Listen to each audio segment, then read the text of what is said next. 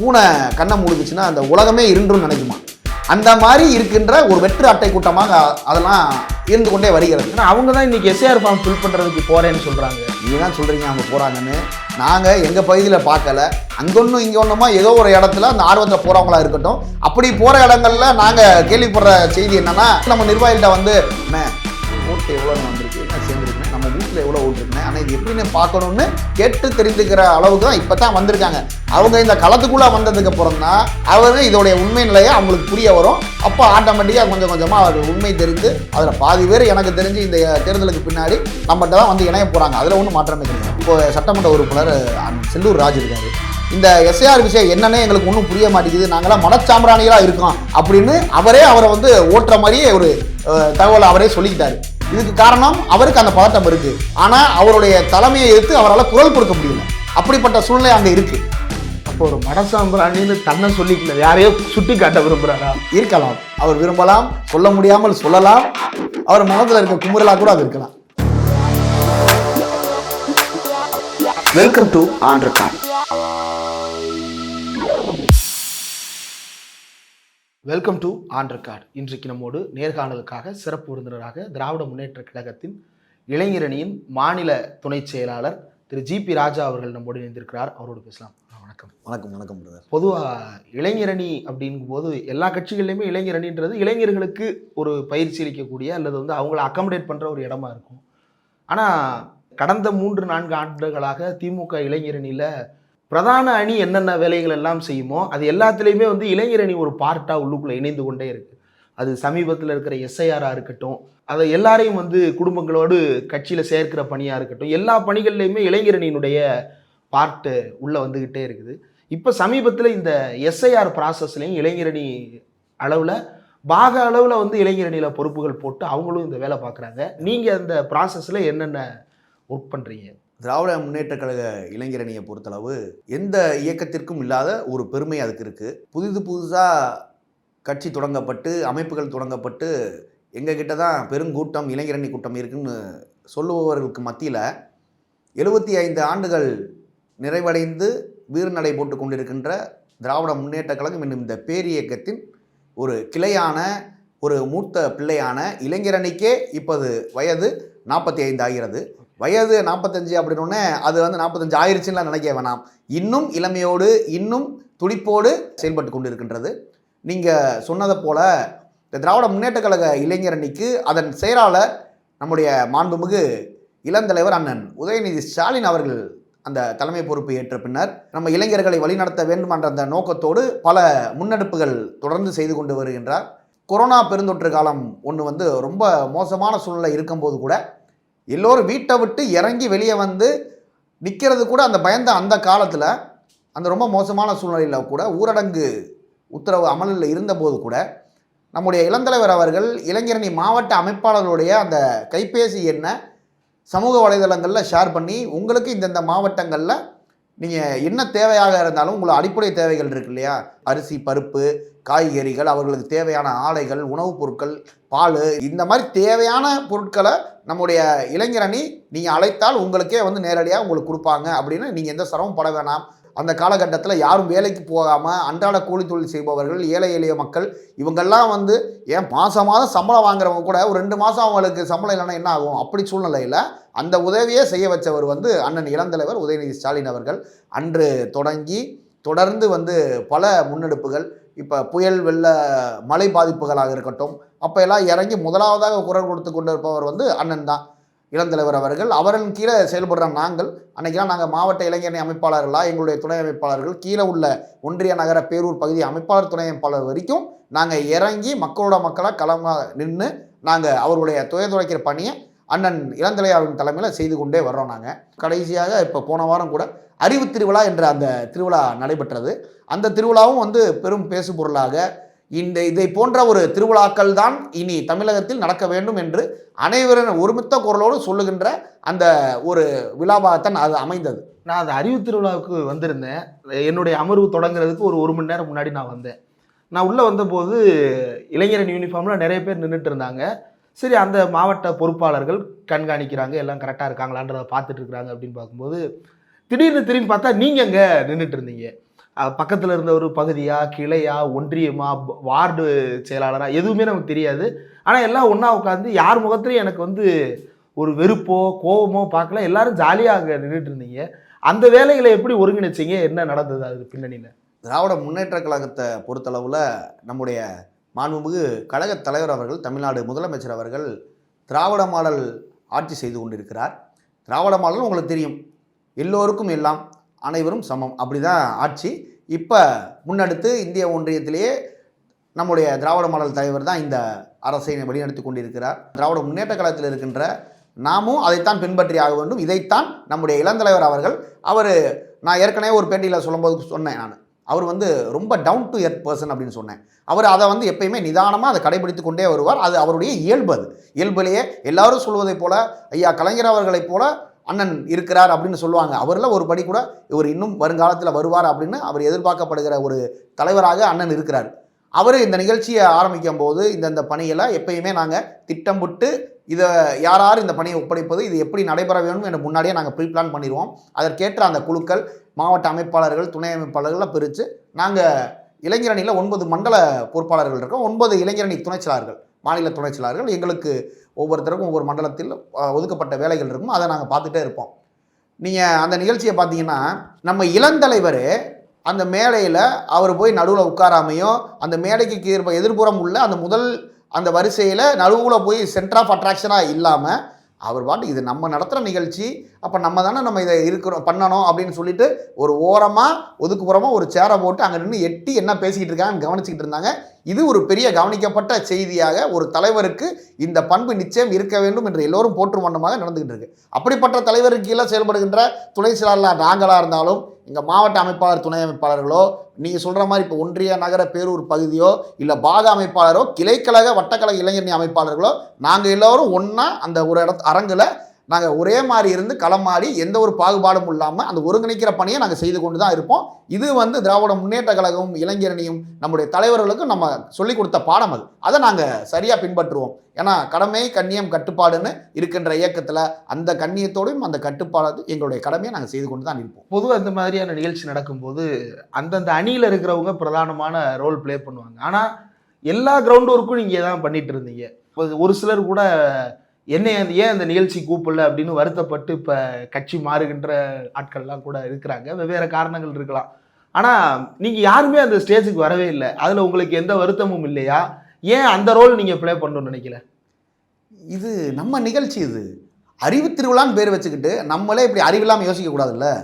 இது நம்ம நடத்துகிற நிகழ்ச்சி, நம்ம வீட்டு நிகழ்ச்சி. இது அப்போ நம்ம தானே எல்லாரையும் அழைக்கணும். நம்ம தானே போய் அந்த நிகழ்ச்சியில் அந்த இடத்துல இப்போ ஒரு திருமண விழாவில் என்ன பண்ணுவோம், நம்ம இந்த மேடைக்கு யார் வராங்களோ நம்ம போய் அழைச்சிட்டு போவோம், அழைச்சிட்டு போய் விடுவோம். அடுத்து வர்றவங்கள தேடி நம்ம போவோம். அந்த இடத்துல நேராக போய் அந்த 4 சேர் வரிசை சரியாக இருக்கான்னு பார்ப்போம். கீழே போய் சாப்பாடு எல்லாம், அங்கே உணவுலாம் இப்போ சரியாக இருக்கா, தயார் பண்ணிக்கிட்டு இருக்காங்களா, வெளியே இருக்க தோரணம் கட்டியிருக்க மாதிரி சரியாக இருக்கா, பேர்பேலைகள் சரியாக இருக்கான்னு பார்க்க வேண்டியது நம்முடைய கடமை தானே. அதைத்தான் நாங்கள் பண்ணுறோம். இதில் ஒன்றும் எங்களுக்கு பெரிய மாற்றமாவோ இதை நாங்கள் புதுசாக நாங்கள் சாதிக்கிற மாதிரியே தோணல. இது திராவிட முன்னேற்ற கழக இளைஞரணிக்கு இயல்பு. இதில் என்ன பெரிய ஆச்சரியமோ மாற்றமோ எங்களுக்குலாம் ஒன்றும் தெரியல, வித்தியாசமாக தெரியலை. ஓகே. ஆனால் நிகழ்ச்சி நடந்துகிட்டு இருக்கும் போதே ஒரு விமர்சனம் எதிர்த்தரப்புலேருந்து வந்தது, அறிவு திருவிழாவா அவதூறு திருவிழாவா அப்படின்னு. அந்த விமர்சனத்தை பார்த்தீங்களா? அதை பற்றி உங்கள் கருத்து என்ன? நம்ம நிகழ்ச்சி தொடங்கி அறிவு திருவிழா ஒன்று தொடங்கி தமிழ்நாடே பேசு பொருளாகி இப்படி ஒரு சிறப்பான ஒரு முன்னெடுப்பை எடுத்து இளைஞரணி சிலர் பண்ணிகிட்டு இருக்காங்க, இந்த திமுக இளந்தலைவர் பண்ணிகிட்டு இருக்காங்க அப்படின்னு இந்த செய்தி வெளியே வரும்போது தான், அதான் சில தலைவர்கள் இப்போ புதிதாக முளைத்திருக்கிற தலைவர்கள் அவங்கெல்லாம் வந்து இதை பேசுனாங்க. அதுக்கு நம்ம இளந்தலைவர் அவர்கள் அன்றைக்கே பதில் சொல்லிட்டாங்க. நம்ம அறிவு திருவிழா நடத்த ஆரம்பித்து 4 நாளுக்கு அப்புறம் தான் இப்படி ஒரு நிகழ்ச்சி நடக்குதுன்னு எல்லாருக்கும் தெரியுது. அதை பற்றி நம்ம ஏன் கவலைப்படணும்? ஏன்னா நம்ம ஒன்றும் வெற்று அட்டைகளை பார்த்து நம்ம அச்சப்பட தேவையில்லை. நம்ம களமாட வேண்டும். நம்முடைய கொள்கையில், நம்மளுடைய சித்தாந்தத்தில் சரியான பாதையில் நம்ம முன்னெடுத்து போயிட்டுருக்கோம். நீங்கள் யாரை பற்றி நம்ம கவலைப்பட தேவையில்லை. மக்களுக்கான பணியையும் நம்ம ஆட்சி பணியையும் நாங்கள் சரியாக செய்து கொண்டிருக்கிறோம். மக்களுக்கான பணியை நீங்கள் நம்முடைய தலைவருடன் இணைந்து, இளந்தலைவருடன் இணைந்து நீங்கள் செய்ய வேண்டும் அப்படின்னு அவர் எங்களுக்கு அந்த உறுதியை கொடுத்திருக்கிறார். அவருக்கு பின்னாடி இருந்து நாங்களும் அவரை போலவே நாங்கள் களமாடிட்டு தான் இருக்கோம். இப்போ இளைஞரணியில் நீங்கள் துணை செயலாளராக 8வது மண்டலத்துக்கு நீங்கள் பொறுப்பாளருங்கும் போது அந்த மண்டலத்தில் 7-8 வருவாய் மாவட்டங்கள் இருக்கும். அதில் திமுக மாவட்டங்கள்னு கணக்கு பண்ணால் அது 15க்கும் மேலே திமுக மாவட்டங்கள் இருக்கும். மாவட்டம், மாநகரம், ஒன்றியம், நகரம், பேரூர், கிளை, வார்டு, இந்த ஸ்ட்ரக்சர் நீங்கள் இப்போ தான் சமீபத்தில் கம்ப்ளீட்டாக எல்லாருக்கும் நிர்வாகிகள் அனௌன்ஸ்மெண்ட் போயிட்டு இருக்குது. இதில் இளைஞர்கள் வந்து களத்தில் வந்து திமுக அதிமுகட்ட இல்லவே இல்லை, அவங்க மொத்தமாக எங்கள் பக்கம்தான் அப்படின்னு சொல்கிறாங்க. ஃபீல்டு லெவலில் இளைஞர்கள் அப்படின்றது என்ன ஃபீல் பண்ணுறீங்க? நிறைகுடம் தழும்பாது அப்படின்னு ஒரு வாக்கியம் இருக்கு இல்லையா, அதைத்தான் நான் இந்த நேரத்தில் நினைவுபடுத்த விரும்புகிறேன்.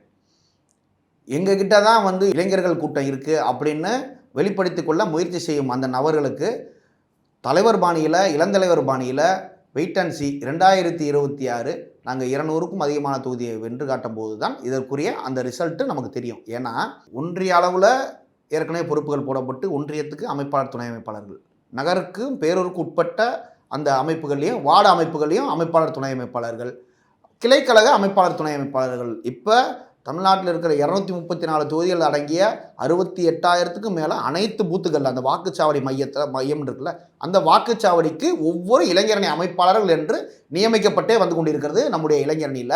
அந்த கூட்டங்களுக்கு தொடர்ந்து ஒவ்வொரு மாவட்டமாக அறிவிப்பு வந்து இப்போ 150 தொகுதிகளுக்கு மேலே அந்த அறிவிப்புகள் வந்துருச்சு, தொடர்ந்து வந்து கொண்டே இருக்கின்றது. அது நம்முடைய தேர்தலுக்கு முன்னாடியே நம்ம அறிவிச்சிருவோம். இது அவ்வளவு எளிதான பணியெல்லாம் கிடையாது.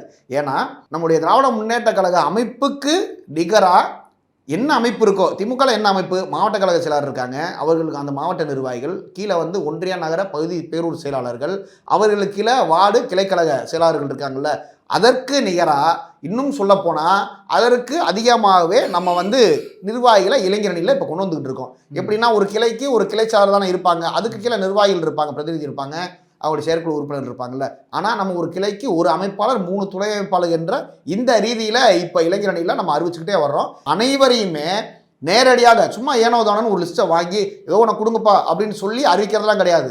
இது நம்ம திமுகவின் அதிகாரப்பூர்வமான நாளேடான நம்முடைய முரசொலியில் தினம் தினம் வந்து கொண்டு இருக்குது. ஒரு நாளைக்கு ஒரு 2 தொகுதியாவது சட்டமன்ற தொகுதியாவது வந்துக்கிட்டு இருக்குது ஒவ்வொரு மாவட்டத்திலையும். அப்படி வரும்போது இது ஒவ்வொரு நபரையும் நேரடியாக நாங்கள் எங்களை போன்ற மாநில துணைச் செயலாளர்கள் மாவட்டங்களுக்கு இப்போ நீங்கள் சொன்ன மாதிரி பொறுப்பாளர்களாக இருக்கோம், பல மாவட்டங்களுக்கு பல தொகுதிகளுக்கு பொறுப்பாளராக இருக்க நாங்கள் போய் ஒவ்வொரு இடத்துலையும் நேரடியாக போய் சந்திக்கிறோம். நேரடியாக அந்தந்த ஒன்றிய நகர பகுதி பேரூருக்கே போகிறோம்.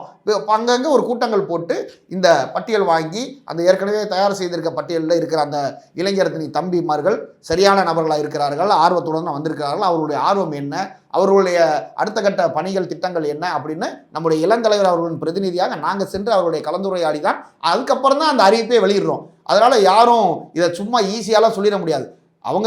அவங்களுக்கு வந்து ரொம்ப ஈஸியாக சொல்கிறது ரொம்ப இயல்பாக இருக்கும். சொல்கிற கணக்குப்படி பார்த்தா உங்கள் ஒரு மண்டலத்தில் மட்டுமே கிட்டத்தட்ட ஒரு 50,000 பேர் நிர்வாகிகள் மட்டுமே இருப்பாங்க போல இளைஞரணிலேயே. அதுவே கம்மி தான் நினைக்கிறேன் நான். அதை விட அதிகமாக இருக்கும். ஆமாம். இப்போ உதாரணத்துக்கு ஒரு தொகுதி எடுத்துக்கிட்டோம் அப்படின்னா, ஒரு தொகுதி ஒரு பெரியகுளம் போடி தொகுதியோ இல்லை தேனி மாவட்டத்தில் எடுத்துக்குவோம். இப்போ எங்களுடைய மதுரையில் இருக்கிற தொகுதிகள் மேற்கு தொகுதியோ கிழக்கு தொகுதி எந்த தொகுதியில் எடுத்தாலும் கார்ப்பரேஷன் லிமிட்டில் அந்த பெருநகரத்தில் இருக்கிற அந்த ஒரு சட்டமன்ற தொகுதிக்கு குறைந்தபட்சம் ஒரு 1000 பேர் இருப்பாங்க ஒரு தொகுதிக்கு. இதுவே வந்து ரூரல் ஏரியாஸ் இருக்கு இல்லையா, ஒன்றியங்களுக்கு உட்பட்ட கிளைகள் வருதில்ல, அப்படி நம்ம அமைப்புகளை கொண்டு போகும்போது ஒரு தொகுதிக்கு 1500லேருந்து 2000 பேர் வரைக்கும் கூட அந்த நிர்வாகிகளாக நம்ம வந்து இப்போ நியமிச்சுக்கிட்டு வர்றோம். இது வந்து இருக்கின்ற அமைப்புக்கு புதுசாக நம்ம வந்து அதிகமாக போடணும்லாம் கிடையாது. என்ன இருக்கோ என்ன இயல்போ அந்த நிர்வாகத்துக்கு நம்ம புதுசாக வந்து இளைஞரணி நிர்வாகிகளை நியமித்து கொண்டு வருகிறோம். ரொம்ப பெரிய ஒரு ஸ்ட்ரக்சரை வந்து கீழே பில்டு பண்ணியிருக்கிறீங்க. நானே சில கூட்டங்களுக்கு வந்திருக்கிறேன். சமூக வலைதள பயிற்சி, புதிய நிர்வாகிகள் அறிமுக கூட்டம், இப்படி ஒவ்வொன்றிலையும் வந்து சமூக வலைதளங்களில் எப்படி இயங்குறது, களத்தில் எப்படி இயங்குறது, கொள்கை சார்ந்து எப்படி இயங்குறது. கொள்கை சார்ந்துன்னு பார்த்தா பயிற்சி பாசறை கூட்டம்னு முதல்ல ஆரம்பித்தது. அதற்கு பிறகு சமூக வலைதள பயிற்சி கூட்டம், அதற்கு பிறகு நிர்வாகிகள் அறிமுக கூட்டம், அதற்கு பிறகு அறிவு திருவிழா, அதற்கு பிறகு இப்போது தேர்தல் பயிற்சி பாசறை கூட்டம், இது போக நூலகம் திறக்கிறது, இப்போ மாணவர்களுக்கு பயிற்சி கொடுக்கறது, இந்த வேலைகள் எல்லாம் போயிட்டு இருக்குது. இதை எப்படி மேனேஜ் பண்ண முடியுது? இவ்வளோ ஒர்க்ஸ் நடக்குது அப்படின்றத எப்படி மேனேஜ் பண்ண முடியுது? தலைவர் சொல்வதை போல, ஐயா கலைஞர் அவர்கள் சொன்னது போல, பேரறிஞர் பெருந்தகை அவர்கள் சொன்னது போல, உழைப்பு மட்டும்தான் திராவிட முன்னேற்ற கழகத்துக்காரருக்கு எப்பயுமே ஒரு பிரதான சொத்தாக இருக்குது அப்படின்றத போல தான் நாங்கள் நினைக்கிறோம்.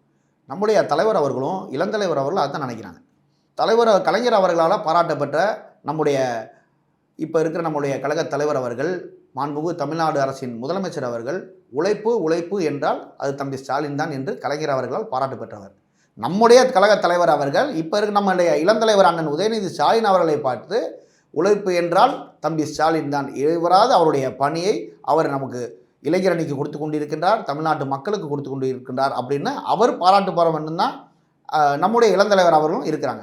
அப்போ அவருக்கு கீழே இருக்க நாங்கள்லாம் எப்படி ஒர்க் பண்ண வேணும், அதாவது நேரம் இல்லை, காலம் இல்லை, எங்களுக்கெல்லாம் இந்த பணி இருக்குது அப்படின்னு அதை ஒதுக்கி விடாமல் நாங்கள்லாம் முழு நேர பணியாக நம்முடைய திராவிட முன்னேற்ற கழக இளைஞரணிய பணியும் நம்முடைய நிர்வாகத்தோடு சேர்ந்து அந்த பணியும் செஞ்சு கொண்டு தான் வரோம் நாங்கள். ஏன்னா இந்த சூழ்நிலை இந்த காலகட்டம் அப்படிப்பட்டமானது. நீங்கள் பார்த்துட்டு இருக்கோம், புதுசாக நிறைய சின்ன சின்ன பசங்கள்லாம் ஏற்கனவே அந்த ஒரு விவரம் தெரியாமல் அந்த மெச்சூர்டு ஸ்டேஜுக்கு இன்னும் வராமல் எதை பற்றியும் அறிந்து கொள்ளாமல் வாய்க்கு வந்ததை பேசுவதற்கு முயற்சி செய்து கொண்டிருக்கிறார்கள்.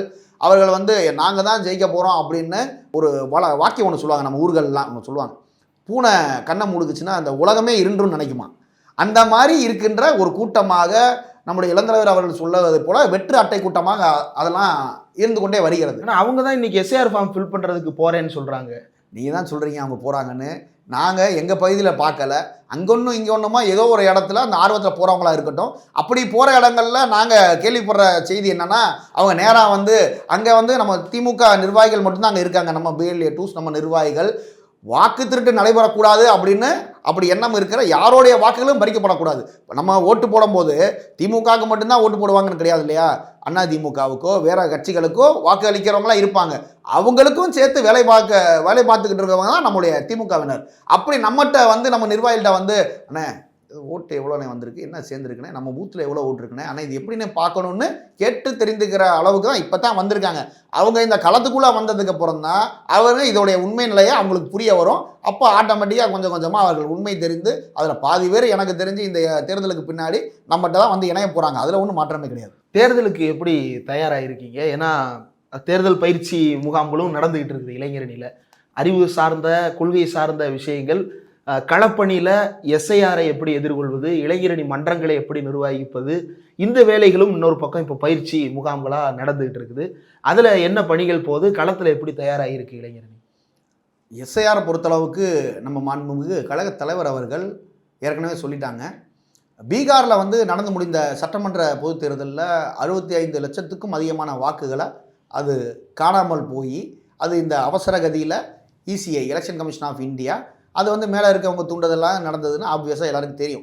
அப்படிப்பட்ட தூண்டுதலில் நடந்து 65,000 வாக்காளர்கள் தங்களுடைய வாக்கை திருடப்பட்டு இழந்தவர்களாக அங்கே இருந்தாங்க. அதன் காரணமாக கூட அங்கே வெற்றி பெற்றிருக்கலாம்.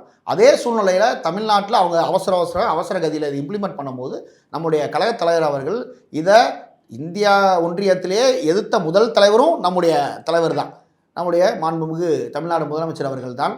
அது இம்ப்ளிமெண்ட் பண்ணி இது நிச்சயமாக நாங்கள் அதை சாத்தியப்படுத்தி தான் தீருவோம் அப்படின்னு கங்கணம் கட்டிக்கிட்டு எலெக்ஷன் கமிஷன் ஆஃப் இந்தியா இதை பண்ணும்போது கூட அப்படி நீங்கள் இதை நிர்பந்தப்படுத்தி பண்ணினீங்கன்னா அதற்கும் நாங்கள் தயாராக இருக்கிறோம், இதை எதிர்த்து நாங்கள் சண்டை போடுவோம், பார்த்துக்கலாம் அப்படின்னு நம்முடைய தலைவர் அவர்கள் பாதுகாப்பாடுறாங்க நின்று எங்களை போன்ற நிர்வாகிகளுக்கு, மாவட்ட கழக செயலாளர்களுக்கு, மாண்பு அமைச்சர் அவர்களுக்கு, கீழே இருக்கின்ற நிர்வாகிகளுக்கு எல்லோருக்கும் தெளிவான அவர் அந்த ஆர்டர்ஸை கொடுத்து நேரடியாக நீங்கள்லாம் களத்தில் நின்று ஒவ்வொரு பூத்துலேயும் நம்முடைய நிர்வாகிகள் இருந்து அந்த BLA 2 இருந்து இந்த களப்பணியை சரியாக செய்ய வேண்டும். யாருடைய வாக்குகளும் திருடப்படாமல் பாதுகாக்க வேண்டியது உங்களுடைய கடமை. அனைவருக்குமான இந்த ஆட்சி திராவிட மாடல் ஆட்சி எல்லோருக்கும் இல்லாமல் இருக்கிற மாதிரி இந்த வாக்குகள் விஷயத்தில் SIR விஷயத்திலும் இப்படித்தான் நீங்கள் செயல்படணும். ஒற்றுமையாக இருந்து யார் வந்தாலும் உங்களுடைய அழைத்து போங்க, எந்த கட்சிக்காரங்க வந்தாலும் சரி அவர்களையும் நீங்கள் சேர்ந்து இணைந்து இந்த வாக்குகளை திருடப்படாமல் காப்பது மட்டும்தான் நம்முடைய ஜனநாயக கடமை அப்படின்னு சொல்லி அந்த ஒர்க்கை பண்ணிக்கிட்டு இருக்கோம். அதில் இளைஞரணியும் நம்முடைய நிர்வாகத்துடன் இணைந்து ரொம்ப தீவிரமாக செயல்பட்டுக்கிட்டு இருக்கோம். இதில் உங்களுக்கு ஃபீல்டில் தெரியும், இந்த வீடு ADMK வீடு, இந்த வீடு தேமுதிக வீடு, இந்த வீடு மதிமுக வீடு, இந்த வீடு காங்கிரஸ் வீடு அப்படின்னு உங்களால் துல்லியமாக இன்னென்ன வீட்டில் இன்னென்ன ஓட்டு அப்படின்ற அளவுக்கு கீழே பார்க்க முடியும் பூத் லெவலில். அப்போ அவங்களெல்லாம் நீக்கிறதுக்கு ஏதாவது வேலை பார்த்துட்டு இருக்கீங்களா? ஏன்னா அப்படி தான் குற்றச்சாட்டு வைக்கிறாங்க, திமுக வாக்கு திருடுது அப்படின்னு. நீங்கள் சமூக ஊடகங்களில் தொலைக்காட்சிகளில் அந்த நியூஸ்லாம் நீங்களே பார்த்துட்டு இருப்பீங்க. நேற்று கூட ஒரு முன்னாள் அமைச்சர், நான் மதுரை மாவட்டத்தை சார்ந்தவன், நான் மேற்கு சட்டமன்ற தொகுதிக்கு உட்பட்டவன், நான் அந்த தொகுதியினுடைய இப்போ சட்டமன்ற உறுப்பினர் அண்ணன் செல்லூர் ராஜ் இருக்கார். அவர் நேற்று ஒரு பேட்டி சொல்லியிருந்தார். ரொம்ப அதாவது நம்ம அவரை அவர் சித்தரிக்கிறத விட ஒரு ஜோக்காக சித்தரிக்கிறத விட அவரே சித்தரிச்சுக்குவார். அதுக்கான விஷயத்தை நேற்று அவர் பண்ணியிருந்தார், நீங்களாம் பார்த்துருப்பீங்கன்னு நினைக்கிறேன். இந்த எஸ்ஐஆர் விஷயம் என்னன்னே எங்களுக்கு ஒன்றும் புரிய மாட்டேங்குது, நாங்களாம் மனச்சாம்பிராணிகளாக இருக்கோம் அப்படின்னு அவரை வந்து ஓட்டுற மாதிரியே ஒரு தகவல் அவரே சொல்லிக்கிட்டாரு. இதுக்கு காரணம் அவருக்கு அந்த பதட்டம் இருக்குது. வாக்குகள் போயிருச்சு அப்படின்னா வாக்காளர்கள் தான், இந்த வாக்காளர்கள் போயிட்டாங்கன்னா நமக்கு நாளைக்கு பாதிப்பு அப்படின்னு அவர் உணர்றாரு. ஆனால் அவருடைய தலைமையை எதிர்த்து அவரால் குரல் கொடுக்க முடியல. அப்படிப்பட்ட சூழ்நிலை அங்கே இருக்குது. அப்போ ஒரு மடசாம்பிராணின்னு தன்னை சொல்லிக்கல, யாரையோ சுட்டி காட்ட விரும்புகிறாரா? இருக்கலாம், அவர் விரும்பலாம், சொல்ல முடியாமல் சொல்லலாம், அவர் மனதில் இருக்க குமுறலாக கூட அது இருக்கலாம். ஓகே, இந்த இளைஞரணி செயல்பாடுகள் இது எல்லாமே வந்து அதிகமாக ஊடகங்களில் பேசப்பட்டது இல்லை. யாரோ ஒரு இன்டோர் மீட்டிங் அவங்க பங்களாவுக்குள்ளே நடத்துறது பேசப்படுற அளவுக்கு 234 தொகுதியில் கண்டன பொதுக்கூட்டம் நடத்தியிருக்கீங்க. 3000க்கும் அதிகமான திருமணி கூட்டங்கள் நடத்தியிருக்கீங்க. கிட்டத்தட்ட 1000க்கு நெருக்கி சமூக வலைதள பயிற்சி கூட்டம், பயிற்சி பாசறை கூட்டம், இது எல்லாமே நடத்திருக்கீங்க. ஆனால் இது எதுவுமே செய்தியில் வரல. இந்த சூழல் எப்படி பார்க்குறீங்க? கடமையை செய், பலனை எதிர்பார்க்காதே அப்படின்னு பேரறிஞர் பெருந்தகை அண்ணா அவர்கள் சொல்லியிருக்காங்க. அதனால் அவர் வழியில் வந்த நாமெல்லாம் அதைத்தான் செஞ்சுக்கிட்டே போகிறோம். ஆனால் நீங்கள் அண்ணாவை மறந்துட்டீங்கன்றாரு. அவருக்கு தெரிஞ்சாதானே அண்ணாவை பற்றி நீங்கள் இவ்வளோ பேசுகிறோமே, நீங்கள் வந்து ஒரு க்ளோஸ்டு ரூமுக்குள்ளே இருக்கிற அந்த செய்தியை தான் ஒளிபரப்புறாங்கன்றோம்ல. ஈவன் சிங்கிள் பேட்டி, ஒரே ஒரு பேட்டி நீ இது வரைக்கும் கொடுத்துருக்காங்கடா. அவங்க வந்து யாரை வந்து பூஸ்ட் பண்ணி நினைக்கிறாங்களோ, பெரும் பொருள் செலவழித்து பெரும் வந்து அங்கேருந்து மேலே இருந்து கொடுக்கப்படுகின்ற அந்த அழுத்தத்தினால் இந்த பூஸ்ட் அவங்களுக்கு கொடுத்துட்டு இருக்காங்கல்ல, அவங்க யாராவது ஒருத்தர் ஒரே ஒரு நாள் ஒரு நிமிஷம் சார் ஒரு பேட்டி கொடுங்க சார், நீங்கள் பாருங்கள் பார்ப்போம் சார் அப்படின்னு யாராவது கேட்டிருக்காங்களா? அப்படி கேட்டு அவர் கொடுப்பாரா? அவர் ஒரு நாளில் அப்படி வெளியே வந்தாருன்னா அவர் எக்ஸ்போஸ் ஆயிடுவார். என்ன அவருடைய கண்டென்ட் என்ன, அவர் எப்படிப்பட்ட ஒரு ஆளுமை அப்படின்றத வெளியே ஈஸியாக தெரிஞ்சிடும், ஈஸியாக சிரிச்சு போயிடுவாங்க. அதனால தான் அவர் அப்படியே பத்திரமா பொத்தி பொத்தி பாதுகாத்துக்கிட்டு இருக்காங்க அவங்கள. இந்த ஒரு படத்தில் வடிவேல் சொல்கிற மாதிரி பொத்தி பொத்தி வளர்த்ததுரா என் தங்கச்சி அப்படின்னு வரல, அந்த மாதிரி தான் அவரை பாதுகாத்து கொண்டு வந்துட்டு இருக்காங்க. இது வந்து பெரிய ஆச்சரியம்லாம் கிடையாது.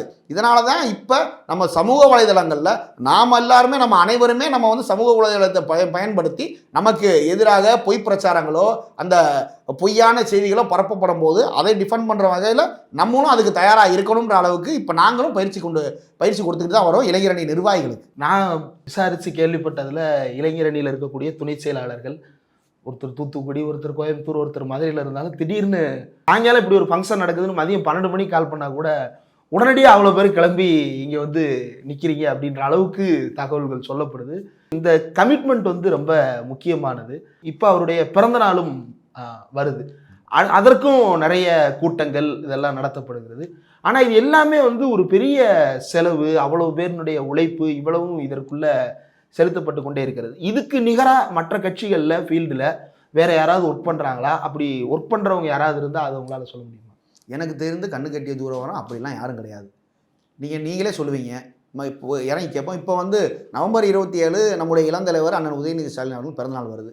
அந்த பிறந்தநாளை வந்து அவர் எப்பயுமே நான் சொன்ன மாதிரி அந்த டவுன் டு எர்த் பர்சனாக அவர் என்னுடைய பிறந்தநாளை ஆடம்பரமாக யாரும் கொண்டாடக்கூடாது.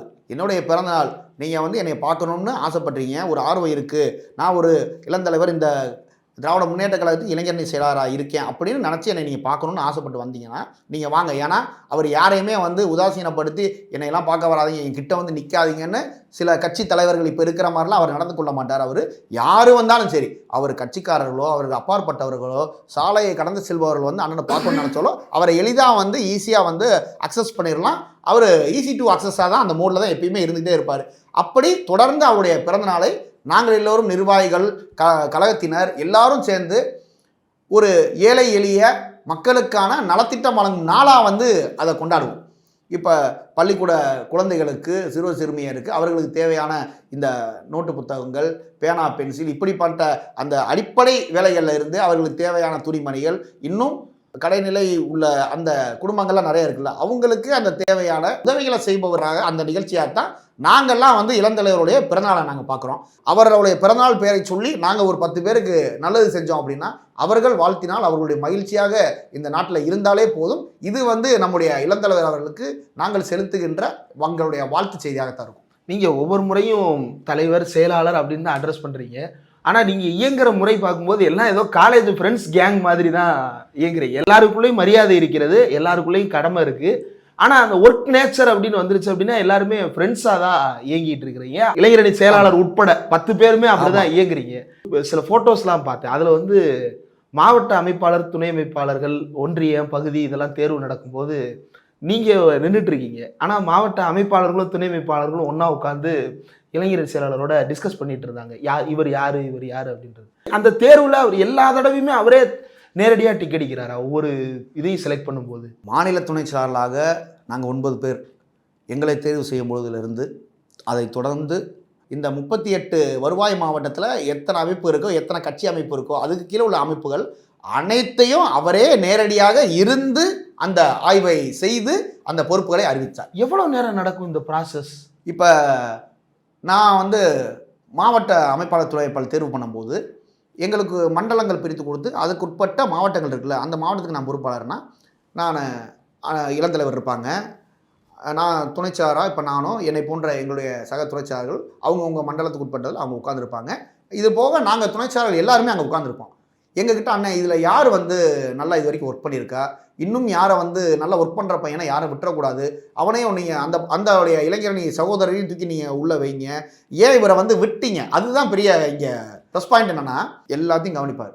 ஒன்று நாங்கள் கூட தெரியாமல் மறந்துடுவோம், இல்லை இப்படி திருப்பிடுவோம், பார்க்காம விட்டுருவோம். அது அப்படியே முன்னாடி திருப்புங்க, அந்த ரெண்டு தம்பி இருக்காங்களா, அவங்க 2 பேர் பாருங்கள், இவங்க எப்படி பண்ணியிருக்காங்க, இவங்களை நீங்கள் ரிமார்க்ஸ் என்ன எழுதியிருக்கீங்க, நல்லா பண்ணியிருக்காங்களா, எத்தனை வருஷம் இவங்களுக்கு எந்த அணியில் இருந்திருக்காங்க, இல்லை புதிதாக கட்சியில் சேர்ந்துருக்காங்களா, எத்தனை வருஷம் உழைக்கிறாங்க அப்படின்னு சொல்லி கரெக்டாக அவர் தேர்வு பண்ணுவார். இதில் நீங்கள் தேர்வு பண்ணுறவங்களை தாண்டி தேர்வு பண்ணாமல் விடப்படுறோம்ல, அவங்களுக்கு அண்ணனுடைய கன்சர்ன் தான் அது ஒரு பெரிய விஷயம். என்னென்னா இதிலேருந்து இந்த நல்ல ஒர்க் பண்ணுற ஆள் இருக்காங்க, நம்ம ஒரு மாவட்டத்துக்கு ஒரு அமைப்பாளரோ 5 6 துணை அமைப்பாளர் தான் போட முடியுது, அதனால் நம்ம இந்த பசங்களை ஒரு மாணவர் அணியிலையோ வேறு ஏதோ ஒரு அணியிலையோ நிச்சயமாக இவங்களெல்லாம் நீங்கள் பரிந்துரை பண்ணுங்கள், இவங்களை நான் சொன்னேன்னு சொல்லி போடுங்க அப்படின்னு சொல்லி அவரே அவர் கைப்பட எழுதுவார். அப்படிப்பட்ட இளந்தலைவர் கடைசி வரைக்கும் இருந்து இதை பண்ணாங்க. அந்த ஒரு மாவட்டம் நாங்கள் முடிக்கிறதுக்கு குறைந்தபட்சம் எங்களுக்கு மாவட்ட அமைப்பாளர் ஒரு 6-7 பேரை தேர்வு பண்ணுறதுக்கு 6 மாத காலம் நடந்தது. மாவட்ட அமைப்பாளர் துணை அமைப்பாளர்களே 3 to 6 months இது நடந்துச்சு. இதுக்கு அப்புறம் நாங்கள் இந்த ஒன்றிய அளவில் பண்ணோம் இல்லையா, நாங்கள் துணைச்செயலாளர்கள் நேரடியாக அண்ணன் வழிகாட்டுதலில் நேரடியாக அங்கே போனோம். அந்த துணைச்செயலாளர்கள் போய் அந்த ஒன்றிய அளவில் நகரப்பகுதி பேரூர் அளவில் போட்டது, அது தமிழ்நாடு ஃபுல்லாக நாங்கள் அறிவிக்கும் போது அது ஒரு 6 months ஆயிடுச்சு. இது மோர் தென் ஒரு 1.5 years ப்ராசஸ் தான் இது. இதை ரொம்ப இழுத்தடிக்கணும்லாம் கிடையாது. அன்றாட இந்த பணியை நாங்கள் செய்து கொண்டே வந்தாலும் கூட இவ்வளவு காலம் தேவைப்படுது. இதுக்கு நடுவில் நீங்க கண்டன கூட்டம், பயிற்சி கூட்டம், பயிற்சி பாசறை எல்லாம் நடத்தணும். தொடர்ந்து நிறைய நிகழ்ச்சிகள் இதுக்கு நடுவில் தான் நாங்கள் பண்ணிகிட்டே இருந்தோம். அவர் கூட இவ்வளவு நாள் பயணித்ததுல நீங்க பார்த்து வியந்த ஒரு விஷயம் அல்லது ரொம்ப குறிப்பிடத்தக்க ஒரு நிகழ்ச்சி அப்படின்னா என்ன சொல்லலாம்? அவரை பார்த்து தினம் வியந்துக்கிட்டு தான் இருக்கோன்னு வச்சுக்கோங்க. இப்போ நான் நேர்காணல் தேர்வுக்கு நாங்கள் போனோம்னு சொன்னேன்ல, கோயம்புத்தூர் மாவட்டத்திலேருந்து நீலகிரி மாவட்டத்துக்கு போகிற வழியில் எனக்கு உடல்நிலை சரியில்லாமல் நான் ஹாஸ்பிட்டலைஸ் ஆகிட்டேன். மறுநாள் நிகழ்ச்சிக்கு துணைச்சாளர்கள்லாம் என்னை கீழே பொறுப்பாளர்களை விட்டு என்னை பார்த்துக்க சொல்லிவிட்டு மருத்துவமனையில் விட்டுட்டு மேலே போயிட்டாங்க. மறுநாள் நான் அந்த கூட்டத்தில் நான் மட்டும் இல்லை அப்படின்ற செய்தி நம்ம இளந்தலைவர் அவர்களுக்கு சொல்லப்படுகிறது. என்னுடைய மொபைல் நம்பர் சுவிட்ச் ஆஃபு. அவர் என்னை நல்லபடியாக பார்த்துக்க சொல்லி அந்த என்னை பார்த்துக்கிட்டு இருந்த கீழே இருக்க மாவட்ட அமைப்பாளர்கள்ட்டையும் நிர்வாகிகள்ட்டையும் சொல்லிடுறாரு. இது நடந்து 2 நாட்களில் நான் மறுபடியும் அடுத்த பணிக்கு சென்றுட்டேன். அது நடந்து ஒரு 4 நாள் கழித்து ஒரு சனி ஞாயிறு 2 நாள் ஆஃபு இந்த நேர்காணலுக்கு நான் என்னுடைய ஊருக்கு மதுரைக்கு போயிட்டேன். இளந்தலைவர் மதுரைக்கு ஒரு நிகழ்ச்சிக்கு வராரு. நான் ஏர்போர்ட்டுக்கு போகிறேன். அதாவது என்னோடய உடல்நிலை சரியில்லாமல் இருந்து 1 வாரம் ஆயிடுச்சு. ஏர்போர்ட்டுக்கு போகிறேன். அண்ணனை ரிசீவ் பண்ணுறதுக்கு இளந்தலைவர் ரிசீவ் பண்ணுறதுக்கு வரிசையாக வருவாங்கள்ல. இப்போ எங்களுடைய மாவட்ட கழக மாண்புமிகு அமைச்சர் அவர்களும் அவரை தொடர்ந்து அனைத்து அரசு நிர்வாகிகள், என்னுடைய கழகத்தினர், சட்டமன்ற உறுப்பினர்கள், நாடாளுமன்ற எல்லாம் வரிசையாக நிற்பாங்க. நான் போய் அங்கேருந்து ஒரு 20வது ஆளாக போய் ஏர்போர்ட்டுக்குள்ளே நிற்கிறேன். நான் நின்றுட்டு இருக்கும்போது கரெக்டாக போய் அவர் பார்க்கும்போது நாங்கள் அந்த புத்தகங்கள் கொடுக்கறது வழக்கம். நாங்கள் ஏன்னா அவர் தான் சொல்லுவார், நீங்கள் சால்வை கொடுப்பதை தவிர்த்து விடுங்கள், நீங்கள் கழக இருவர்ண வேட்டி கொடுங்க, துண்டு கொடுங்க, இல்லை மக்களுக்கு பயன்படுற ஏதாவது பொருளாக கொடுங்க, இந்த மாதிரி வேறு எதுவும் இந்த பூங்கொத்தோ இந்த மாதிரி கொடுக்காதீங்கன்னு சொல்லி தலைவரும் இளந்தலைவரும் சொல்லுவாங்க. நான் அதை போல் ஒரு புத்தகத்தை கொண்டு போகிறேன். நான் கொண்டு போய் என்னை பார்த்த உடனே அவர் கேட்ட கேள்வி, ராஜா அவங்க உடல்நிலை எப்படி இருக்குது, இப்போ சரியாயிருச்சா, என்ன பிரச்சனை ஆச்சு, அப்போ எல்லாம் சொன்னாங்க, நான் ஃபோனில் உங்கள்கிட்ட பேசினேன், தொடர்பு கொள்ள முடியல, ஃபோன் சுவிட்ச் ஆஃபாக இருந்தது உங்கள் நம்பரு, இப்போ எப்படி இருக்குது அப்படின்னு சொல்லிவிட்டு உடலை கவனிச்சுக்குங்க, ரொம்ப கவனமாக பாருங்கள் அப்படின்னு என்னை சொன்னார். அந்த இடத்துல சுற்றி நின்ற அனைவரின் பார்வையும் எங்கள் 2 பேர் மேலே தான் இருக்குது. என்னை எப்படியே பார்த்துட்டு இருக்காங்க. அது வரைக்கும் எனக்கு இப்படி உடல்நிலை சரியில்லாமல் இருந்தது யாருக்கு தெரியாது. அதுக்கப்புறம் தாங்க இதை ஒரு தலைவர் அவ்வளவு பேருக்கு மத்தியில் அவ்வளோ வேலைகளுக்கு இடையில் இதை பண்ணிகிட்டு இருக்காங்க. என்னைய பார்த்து நலம் விசாரித்து உடலை கவனிச்சுக்கங்க, நீங்கள் உடல்லையை கவனிச்சுக்கன்னு சொல்கிறாருல்ல, இது வந்து அவர் ஸ்பெஷலாக எடுத்துக்கிற கேர்.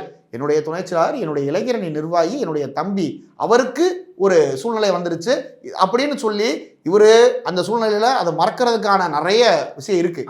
இதை தாண்டி என்னை பார்த்தோன்னே இப்படி ஒரு கேள்வி வருதுல்ல, இது வந்து என்னை தூக்கி வாரி போட்டு அதுதான் ஒரு சிறந்த தலைவன், என்னுடைய அண்ணன் அப்படின்னு அந்த ஃபீல் வந்து இந்த ஒரு தடவை மட்டும் கிடையாது, பல நிகழ்வுகளில் நிறைய பேருக்கு, ஆயிரக்கணக்கான இளைஞர்களுக்கோ என்னை போன்ற நிர்வாகிகளுக்கோ அது தொடர்ந்து நடந்து கொண்டு தான் இருக்கிறது. அப்படிப்பட்ட ஒரு சிறந்த இளந்தலைவர் அவர். இந்த மாதிரி நீங்கள் வரவேற்க போகும்போதோ அல்லது அவர் மீட் பண்ண போகும்போதோ QR கார்டு அடங்கிய பேட்சு, ஐடி கார்டு, அல்லது வந்து அனுமதி சீட்டு, அல்லது தகர அடைப்பு, அல்லது கிரீஸ் தடை பேரிகேடுகள், இந்த மாதிரி ஏதாவது தடுப்புகள் வைக்கப்பட்டிருக்குமா? எந்த தடுப்பு இருக்காது. நாங்கள் இப்போ நேற்று கூட ஆவடி தொகுதியில் இளந்தலைவர் கலந்து கொண்ட நிகழ்ச்சி நடந்தது. ஆவடி தொகுதிக்கு உட்பட்ட 1100 இளைஞரணி நிர்வாகிகள் கலந்துக்கிட்டாங்க. எந்த ஒரு பாதுகாப்புனா அவர்களை போன்ற பாதுகாப்பு இல்லை, நம்முடைய இளைஞரணி நிர்வாகிகள் வரணும், அவங்க எந்த பிரச்சனையும் இல்லாமல் அவங்க பாட்டுக்கு உட்காரணும், நிகழ்ச்சியை நல்லபடியாக முடிச்சுட்டு இளந்தலைவரோட புகைப்படம் எடுத்துகிட்டு அவர்களுக்காக பிரத்யேகமாக அங்கே தயாரிக்கப்பட்ட உணவை கொடுத்து அவங்கள அனுப்பணும்னு இந்த கன்சர்ன் எங்களுக்கு இருக்கும்.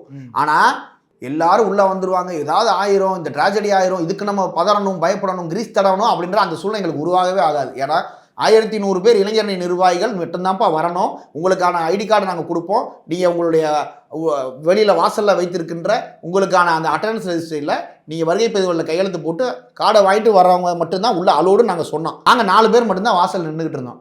என்னை கடந்து யாருமே அப்படி வந்து அந்த கார்டு இல்லாமல் உள்ளே போன நிர்வாகிகள் யாருமே கிடையாது. இதை தாண்டி வெளியில் அவரை வரவேற்கிறதுக்கு, அண்ணனை வரவேற்கிறதுக்கு ஒரு 1000 பேர் நிற்கிறாங்க. நம்ம இந்த சொல் இருக்கு இல்லையா, அதுக்கு கட்டுப்பட்டு, அதுதான் நம்மளுடைய இயக்கம், கடமை கண்ணியம் கட்டுப்பாடு. இதை வந்து ஏற்றுக்கிட்டு இருக்கிறவங்க தான் திமுக காரவங்க, திமுக இளைஞரணி நிர்வாகிகள். இதை தாண்டி எங்களை தாண்டி இப்படியெல்லாம் சண்டை போட்டுக்கிட்டு இடிச்சுக்கிட்டு எவஞ்செத்தாலும் கவலை இல்லடான்னு நெஞ்சில் ஏறி மிதித்து போகிற கூட்டம் நம்முடைய திமுக இளைஞரணி கூட்டம் கிடையாது. ரொம்ப சிறப்பாக கட்டுப்பாடோடு நேற்று நடந்து முடிந்து அழகாக அண்ணனை வந்து 2 மணி நேரம் நிகழ்ச்சிக்கு முன்னாடி முடித்து நாங்கள் வெளியேறி விட்டோம். ஓகே, இந்த தேர்தலில் 200 அப்படின்றத இலக்கா நிர்ணயிச்சிருக்கீங்க. 200ன்றது ரொம்ப ஹை இல்லையா, ரொம்ப பெரிய நம்பர் இல்லையா? இல்லை, எனக்கு தெரிஞ்சு இல்லை. ஏன்னா திராவிட முன்னேற்ற கழக ஆட்சியில் நம்முடைய தலைவர் அவர்களும் இளந்தலைவர் அவர்களும் ஒவ்வொரு மாவட்டங்களுக்கும் செய்திருக்கின்ற அந்த நலத்திட்ட பணிகள், பொதுவாக மக்களுக்கான திட்டங்கள் இருக்குல்ல, இது வரைக்கும் திமுக ஆட்சியில் தான் தமிழ்நாடு வந்து இவ்வளவு பெரிய வளர்ச்சியை வந்திருக்குன்னு நமக்கு தொடர்ந்து பல காலமாக எல்லோருக்கும் அது தெரிந்த விஷயம்தான். ஆனால் அதை மூடி மறைக்க பார்ப்பாங்க.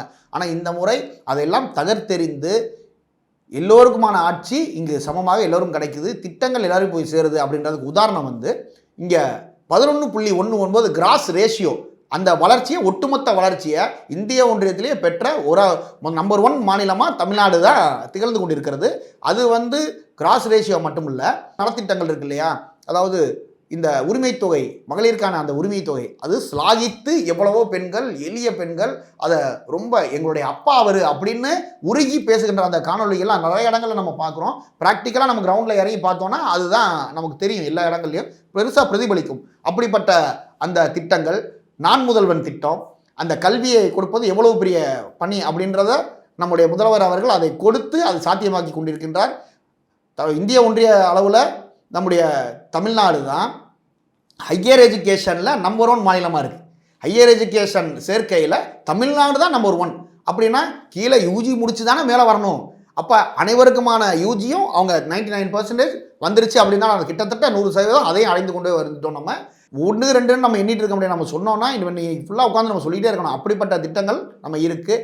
இதை வந்து மக்கள்லாம் கொண்டு போய் ரீச் ஆயிடுச்சு, மக்கள்கிட்ட ரீச் ஆயிடுச்சு. அவங்க அதை பொதுமக்கள் வந்து இப்படிப்பட்ட ஆட்சி தான் நமக்கு வேணும் அப்படின்னு, அனைவருக்குமான ஆட்சி இது அப்படின்னு தொடர்ந்து நிச்சயமாக அவர்கள்லாம் வந்து நம்பிக்கை வைத்து வாக்களித்து மீண்டும் 7வது முறையாக திராவிட முன்னேற்ற கழகத்தையும் தொடர்ந்து 2வது முறையாக நம்முடைய மாண்புமிகு முதலமைச்சர் அவர்கள் மீண்டும் 200க்கும் அதிகமான தொகுதிகளில் வெற்றி பெற்று ஆட்சியில் அமர வைக்கப் போகிறார்கள், நல்லாட்சியை தொடர வைக்கப் போகிறார்கள். நிறைய விஷயங்கள் பகிர்ந்துட்டீங்கன்னு, இவ்வளவு நேரம் ஒதுக்கி இந்த நேர்காணல் தந்ததற்கு மிக்க நன்றி. நன்றி.